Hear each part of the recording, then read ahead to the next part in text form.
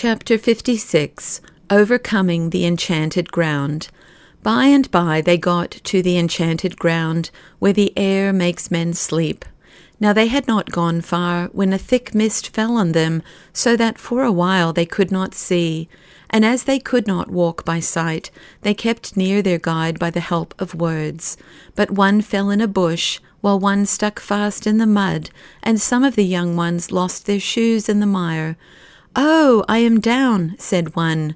"Where are you?" cried the next, while a third said, "I am held fast in the bush." Then they came to a bench, Slothful's friend by name, which had shrubs and plants round it, to screen those who sat there from the sun. But Christiana and the rest gave such good heed to what their guide told them, that though they were worn out with toil, yet there was not one of them that had so much as a wish to stop there, for they knew that it would be death to sleep but for a short time on the enchanted ground. Now, as it was still dark, their guide struck a light that he might look at his map, the book of God's word, and had he not done so, they would all have been lost, for just at the end of the road was a pit full of mud, and no one can tell how deep. Then thought I, who is there but would have one of these maps or books, in which he may look when he is in doubt, and knows not which way he should take?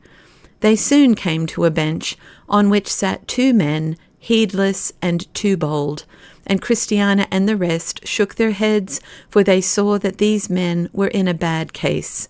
They knew not what they ought to do, to go on and leave them in their sleep, or to try to wake them. Now the guide spoke to them by name, but not a sound could he hear from their lips. So Greatheart at last shook them, and did all he could to wake them. One of the two, whose name was Heedless, said, "Nay, I will pay you when I get in my debts." At this the guide shook his head. Then Too Bold spoke out, "I will fight as long as I can hold my sword." When he had said this, all who stood round gave a laugh. Christiana, "What does this mean?" Greatheart, "They talk in their sleep. If you strike or shake them, they will still talk in the same way, for their sleep is like that of the man on the mast of a ship, when the waves of the sea beat on him." Then did Christiana, Mercy, and their train go on with fear, and they sought from their guide a light for the rest of the way.